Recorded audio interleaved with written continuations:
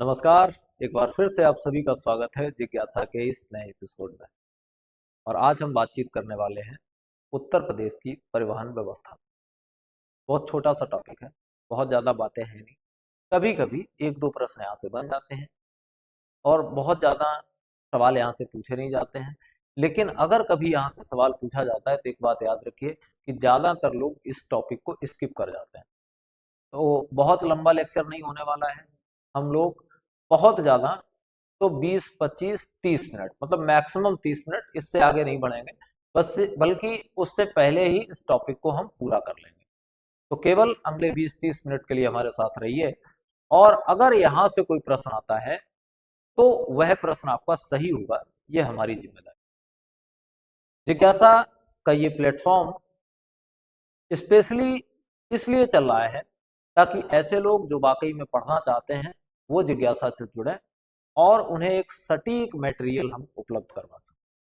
ये पूरी तरह से ऐसा चैनल है जो एजुकेशन, नैतिकता, इन सारी चीज़ों को समर्पित है। तो आइए शुरू करते हैं हम आज का अपना विशेष अंक, उत्तर प्रदेश में यातायात या उत्तर प्रदेश में परिवहन की व्यवस्था। पहले हम शुरुआत करते हैं यहाँ से कुछ फैक्ट्स पे। दरअसल उत्तर प्रदेश में यातायात की स्थितियां हैं क्या? उत्तर प्रदेश में यातायात की स्थितियां ऐसे समझिए कि यहाँ पे तीन जो है मुख्य साधन है यातायात के।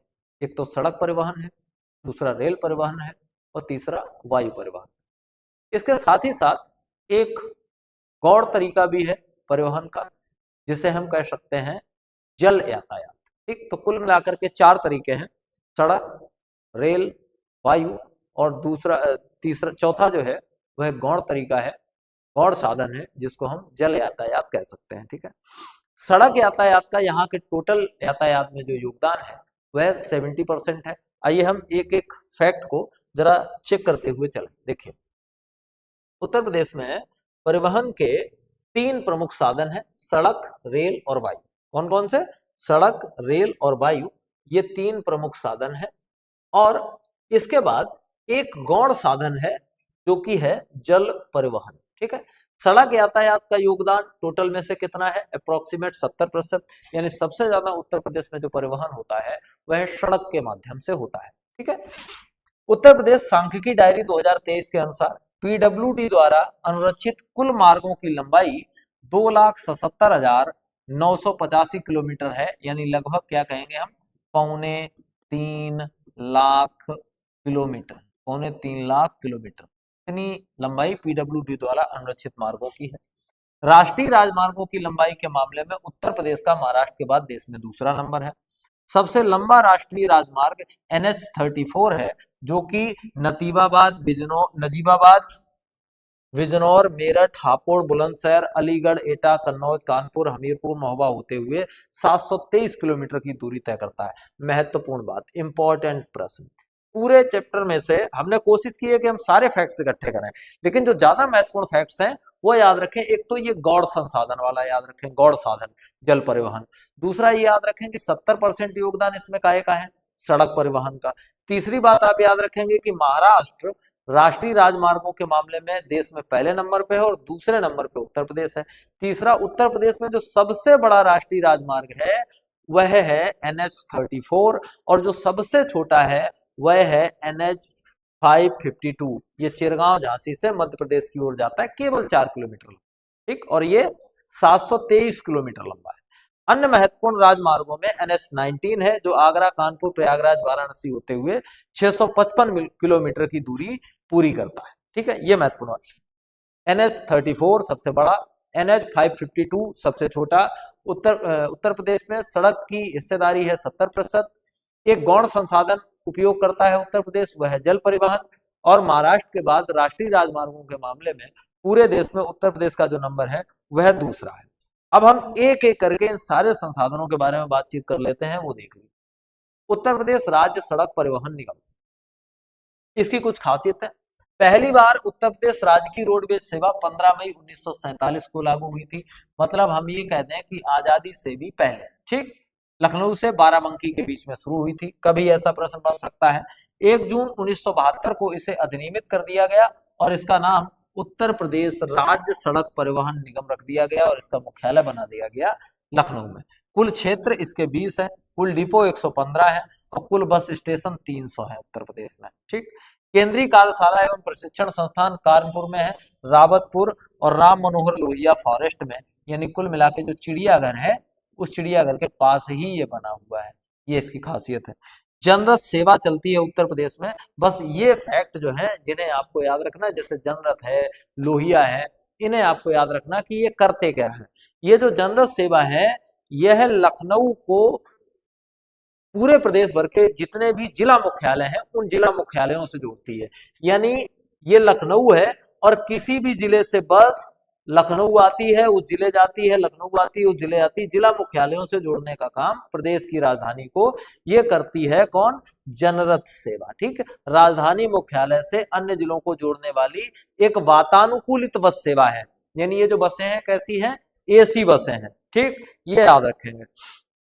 इसके बाद दूसरी एक और सेवा याद रखनी जो बड़ी महत्वपूर्ण है। दूसरी सेवा जो है उसका नाम है लोहिया ग्रामीण बस सेवा। इसका काम क्या है? ये 2015 में शुरू हुई थी। ये जिला मुख्यालय को गांवों से जोड़ने के लिए काम करती है और इसका किराया 25% कम होता है। तो दो सेवाएं आपको अपने दिमाग में बैठा लेनी है। एक का नाम है जनरथ। ये क्या करती है? ये राजधानी को जोड़ती है, कहाँ से? राजधानी को जोड़ती है जिला मुख्यालयों से। इसकी खासियत क्या है? राजधानी टू जिला मुख्यालय, जिला मुख्यालय टू राजधानी, इसका ये काम है। दूसरी जो सेवा है उसका नाम है लोहिया। और लोहिया क्या करती है? लोहिया जो है जिला मुख्यालय को जोड़ती है, कहां से? गांवों से। और इसकी खासियत, दूसरी खासियत भी याद रखनी है, इसका जो किराया है वो 25% कम होता है नॉर्मल किराए से। और ये जो जनरथ है इसकी खासियत क्या है? ये एसी बसें होती है। बस इतना फैक्ट आपको दिमाग में रखना है। नगरीय बस सेवा 12 बड़े शहरों में 1992 से चल रही है। रेडियो टैक्सी सेवा 13 नगरों में निजी क्षेत्र के माध्यम से 2013 में लखनऊ से शुरू हुई थी। इलेक्ट्रिक बस सेवा 10 फरवरी 2019 को लखनऊ से प्रारंभ हुई। टाटा मोटर्स और टाटा मार्को पोलो द्वारा निर्मित उत्तर प्रदेश के प्रथम इलेक्ट्रिक बस निर्माण संयंत्र अशोक लीलैंड की आधारशिला 2024 में रखी गई। ये कोई उतनी महत्वपूर्ण बात है नहीं। तो जो मैंने बातें बताई वो विशेषता आपको याद रखनी है। ठीक है, अगला देखो, सड़क विकास नीति कार्यक्रम और संस्थाएं। उत्तर प्रदेश सड़क सुरक्षा नीति 2014 दुर्घटनाओं की रोकथाम यातायात प्रबंधन के लिए उत्तर प्रदेश सड़क सुरक्षा नीति लागू करने वाला पहला राज्य है। राष्ट्रीय राजमार्ग विकास परियोजना शुरुआत 2002 में और विश्व की सबसे बड़ी एकल राजमार्ग परियोजना 5846 किलोमीटर की स्वर्णिम चतुर्भुज योजना। ये बात याद रखनी है, स्वर्णिम चतुर्भुज योजना शुरुआत कब हुई थी? 2000 में। राष्ट्रीय राजमार्गों को जोड़ने की योजना। ठीक, अब देखिए अन्य राज्य राजमार्ग प्राधिकरण। उत्तर प्रदेश राज्य राजमार्ग प्राधिकरण प्रदेश में राष्ट्रीय एवं अंतर्राष्ट्रीय वित्तीय संस्थाओं तथा निजी क्षेत्रों के सहयोग से पीपीपी मॉडल से राज्य राजमार्गों के उच्चीकरण एवं अनुरक्षण हेतु जून 2004 में इस प्राधिकरण का गठन किया गया। प्राधिकरण के गठन के समय 1000 करोड़ रुपए की पूंजी रखी गई थी। फिर आता है नाम यूपीईडा का, Uttar Pradesh expressway industrial development authority. यानी आप ऐसे समझ लो कि यूपी के जितने भी स्टेट हाईवेज हैं, स्टेट हाईवे, ठीक, या फिर ये कहें हाईवेज नहीं, एक्सप्रेस वे।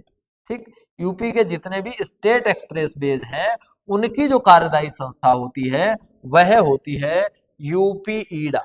ठीक, यूपीईडा, ये महत्वपूर्ण बात। ठीक, यूपीईडा, ये इसके बारे में इतना याद रखो।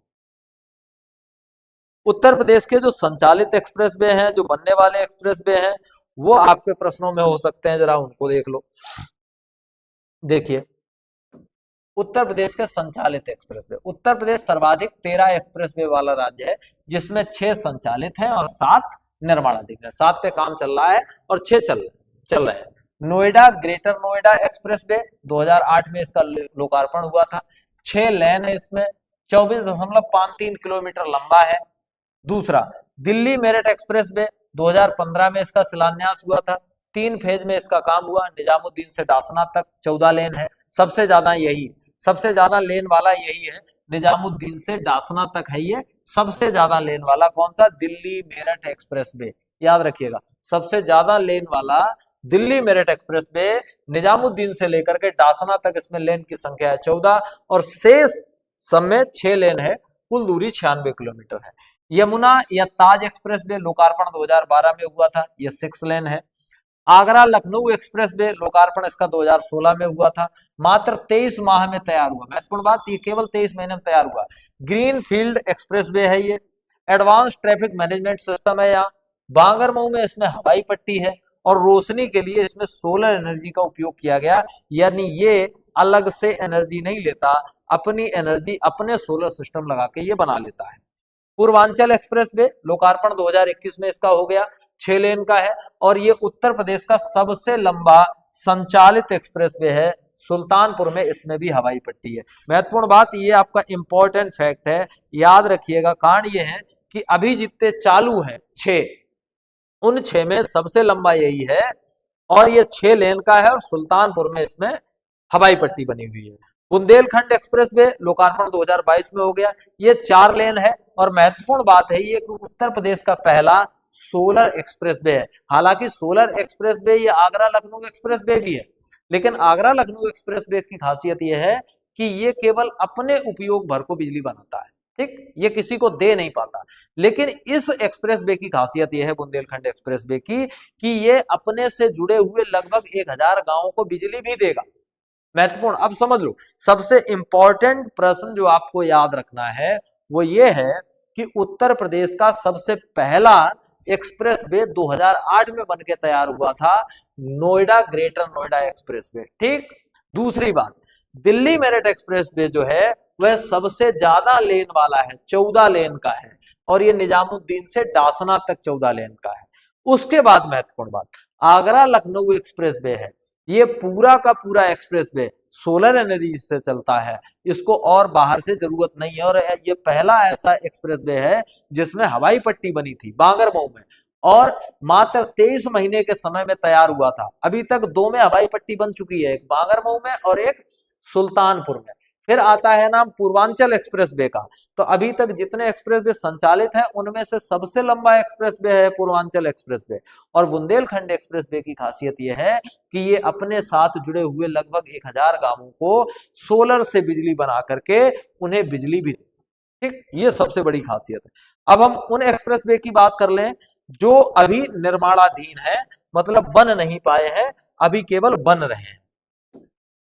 गोरखपुर लिंक एक्सप्रेस वे है, गंगा एक्सप्रेस वे है और जब ये निर्माण हो जाएगा तो ये उत्तर प्रदेश का सबसे लंबा एक्सप्रेस वे होगा।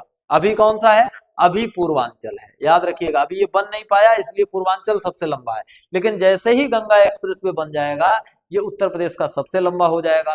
कानपुर लखनऊ एक्सप्रेस वे काम चल रहा है, गाजियाबाद कानपुर एक्सप्रेस वे काम चल रहा है, गोरखपुर सिलीगुड़ी एक्सप्रेस वे ये भारतमाला परियोजना का हिस्सा है, ये बात याद रखेंगे। दिल्ली सहारनपुर देहरादून एक्सप्रेस वे ये 12 लेन का ब्राउन फील्ड एक्सप्रेस वे होगा और दूसरे नंबर का सबसे चौड़ा एक्सप्रेस वे होगा। और गाजीपुर बलिया माझी घाट एक्सप्रेस वे, ये कुल मिलाकर के 7 एक्सप्रेस वे हैं, इनमें से महत्वपूर्ण गंगा एक्सप्रेस वे है, इसको आपको याद रखना है। अब हमने सड़क की बात कर ली, थोड़ी सी बात हम रेल की ओर कर लेते हैं, ठीक है, थोड़ी सी बात हम रेल की ओर कर लेते हैं। देख लीजिए, उत्तर प्रदेश में रेलगाड़ी 1859 में प्रयागराज से कानपुर तक चली, ठीक, वहां मुंबई से थाने, थाने से मुंबई, ये प्रयागराज से कानपुर में चली। देश के कुल 18 रेल जोन में से 4 की लाइनें उत्तर प्रदेश में होकर गुजरती हैं, ठीक। रेलवे जोन के 2 मुख्यालय उत्तर प्रदेश में है, एक तो पूर्वोत्तर रेलवे का है गोरखपुर में और उत्तर मध्य रेलवे का है प्रयागराज में, ये 2 मुख्यालय उत्तर प्रदेश में है। उत्तर प्रदेश में कुल 9 रेल मंडल है, जिनमें से पंडित दीनदयाल उपाध्याय जंक्शन देश का सबसे छोटा है। सबसे छोटा कौन सा है? पंडित दीनदयाल उपाध्याय जंक्शन, मुगल सराय, ठीक, मुगल सराय, ये याद रखेंगे। बौद्ध स्थलों की यात्रा के लिए बौद्ध परिक्रमा एक्सप्रेस चलती है। सबसे लंबी गाड़ी प्रयागराज एक्सप्रेस है। भारतीय रेलवे का सबसे लंबा rail yard Pandit Deendayal Upadhyay junction में है और विश्व का दूसरा सबसे लंबा प्लेटफॉर्म गोरखपुर कैंट का है, जबकि पहला पश्चिम बंगाल में है, हुबली का, ठीक। कुछ और फैक्ट्स रेल से रिगार्डेड हैं, जरा उनको भी देख लो। एशिया और भारत का सबसे बड़ा बिजली loco shed Pandit Deendayal Upadhyay junction, तो इंपॉर्टेंट बात हो गई पंडित दीनदयाल उपाध्याय। पहली वंदे भारत रेलगाड़ी 15 फरवरी 2019 को वाराणसी से नई दिल्ली के बीच चली थी। भारत की पहली सेमी हाई स्पीड रेल अप्रैल 2016 में दिल्ली से आगरा के बीच चली थी। स्पीड क्या थी? 160 किलोमीटर प्रति घंटा। भारतीय रेलवे की पहली निजी रेलगाड़ी तेजस एक्सप्रेस 4 अक्टूबर 2019 से लखनऊ और दिल्ली के बीच। 22 जनवरी 2024 को अयोध्या से 66 स्थलों के लिए आस्था स्पेशल ट्रेन चलाई गई। डीजल इंजन का निर्माण बनारस लोकोमोटिव वर्क्स मड़ुआडीह वाराणसी में होता है। रेल कोच रिपेयरिंग का कारखाना कहाँ है? गोरखपुर में। ये केवल फैक्ट्स हैं, इनको 4, 5, 6 बार पढ़ जाइए जल्दी जल्दी, बाकी कोई खास बात इनमें से है नहीं। ठीक है, कुछ और फैक्ट्स हैं, जरा इनको भी देख लो। अमृत भारत स्टेशन योजना क्या है? कुल चिन्हित 1275, उत्तर प्रदेश में चिन्हित 156, उत्तर प्रदेश में कार्यान्वित 55। केंद्रीय रेल विद्युतीकरण संगठन प्रयागराज की स्थापना 1985 में हुई। राज्य में 2 रेलवे भर्ती बोर्ड है, गोरखपुर और प्रयागराज। रेलवे संग्रहालय कहाँ है? बढ़िया प्रश्न बन सकता है, वाराणसी में। बिजली चालक प्रशिक्षण केंद्र कहाँ है? अच्छा प्रश्न बन सकता है, गाजियाबाद में। और रेलवे सुरक्षा आयोग कहाँ है? लखनऊ में। ये रेलवे से संबंधित कुछ महत्वपूर्ण फैक्ट्स बन सकते हैं। अब रेलवे की ही बात करें तो उत्तर प्रदेश में मेट्रो रेल की और बात कर लेते हैं, मेट्रो की और बात कर लेते हैं। देखिए, उत्तर प्रदेश में मेट्रो रेल परियोजना है। भारत में पहली मेट्रो 1984 में कोलकाता में चली थी। वर्तमान में उत्तर प्रदेश देश में सर्वाधिक मेट्रो सेवा देने वाला राज्य है। यहाँ के कुल 6 शहरों में, कहाँ? लखनऊ, कानपुर, नोएडा, ग्रेटर नोएडा, आगरा और गाजियाबाद। देखो, गाजियाबाद, नोएडा, ग्रेटर नोएडा, आगरा, ये 4 तो उधर के ही हो गए पश्चिम के। लखनऊ और कानपुर पूरब में। और 5 शहरों में काम अभी चल रहा है, बरेली में, मेरठ में, प्रयागराज में, वाराणसी में, गोरखपुर में। तो 6 में काम हो चुका है और 5 में काम चल रहा है। जहां तक हो सके इनके नाम याद रखिए, नहीं हो सके तो कोई बात नहीं, जितना याद हो जाए उतना याद कर लीजिए। फैक्ट्स काफी हैं इस चैप्टर में, ये बात भी याद रखिएगा, काफी सारे फैक्ट्स हैं। ठीक है, तो बहुत बड़ा नहीं हो रहा वीडियो, खैर कोई बात नहीं।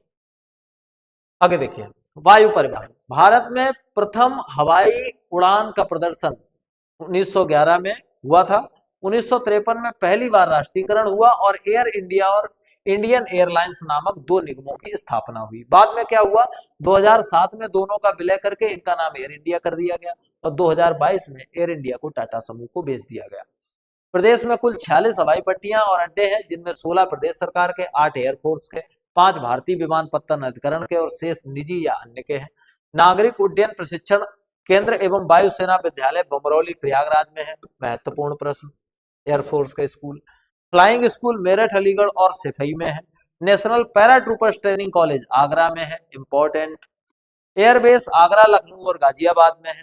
एयर स्टेशन सहारनपुर में है और आर्मी एविएशन सेंटर, महत्वपूर्ण है, आर्मी एविएशन सेंटर कहाँ है? झांसी में है, आर्मी एविएशन सेंटर।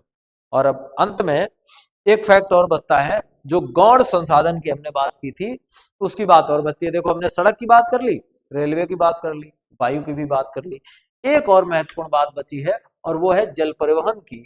तो भारत सरकार ने गंगा नदी में प्रयागराज उत्तर प्रदेश से लेकर के हल्दिया पश्चिम बंगाल तक, इंपॉर्टेंट बात, 1620 किलोमीटर लंबे मार्ग को 1986 में राष्ट्रीय जलमार्ग 1 घोषित किया गया था। कहां से? प्रयागराज से लेकर के हल्दिया तक। ठीक है, प्रयागराज से लेकर के हल्दिया तक राष्ट्रीय जलमार्ग 1 घोषित किया गया था। यह देश का सबसे लंबा जलमार्ग है, बस इस बात को याद रखो। गंगा नदी में 1620 किलोमीटर लंबा एक राष्ट्रीय जलमार्ग 1 है, जो प्रयागराज से लेकर के हल्दिया तक जाता है। वाराणसी के रालूपुर में माल चढ़ाने व उतारने हेतु देश का पहला मल्टी मॉडल टर्मिनल बनाया गया इसके लिए। और देश के कुल 111 जलमार्गों में से 11 जलमार्ग कहाँ है? उत्तर प्रदेश में है। लेकिन ये सबसे इंपॉर्टेंट है और यहां से खूब प्रश्न बनने की संभावना रहती है, इस बात को आप याद रखेंगे। तो अभी तक जितने वीडियो बने हैं आपके उत्तर प्रदेश की श्रृंखला में, संभावित ये सबसे छोटा वीडियो है। और इस वीडियो में हमने ये प्रयास किया है कि जो महत्वपूर्ण बातें हैं उन पे हम चर्चा कर लें। हम किसी भी वीडियो को व्यर्थ में लंबा करने का प्रयत्न नहीं करते। अगर हम चाहते तो इसमें 10-20 फालतू की बातें डाल के इस वीडियो को 20-22 मिनट के बजाय हम 35-40 मिनट भी ले जा सकते थे। उससे हमें फायदा ये होता कि हमारा वॉच टाइम बढ़ता, लेकिन हम वो किसी भी टाइप के फायदे में विश्वास नहीं कर रहे हैं।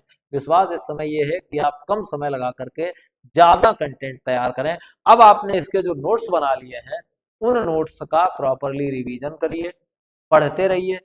मैं निश्चित तौर पे ये कह सकता हूँ कि अगर आपने सही से ये क्लासेस देख ली और क्लासेस देखने के साथ साथ आपने थोड़ा बहुत रिवीजन कर लिया, तो निश्चित तौर पे आपका स्कोर बहुत अच्छा होने वाला है, ये आप मान के चलिए। अगला चैप्टर पूरा करवाने के बाद हम इस चैप्टर का और अगले चैप्टर का दोनों का संयुक्त एक अभ्यास करवाएंगे, क्योंकि इसमें से बहुत ज्यादा प्रश्न तो बनेंगे नहीं, तो हम दोनों का संयुक्त करवा लेंगे और आधा घंटे में दोनों का संयुक्त अभ्यास हो जाएगा। तो मिलेंगे कल फिर एक और नए वीडियो के साथ। तब तक के लिए नमस्कार।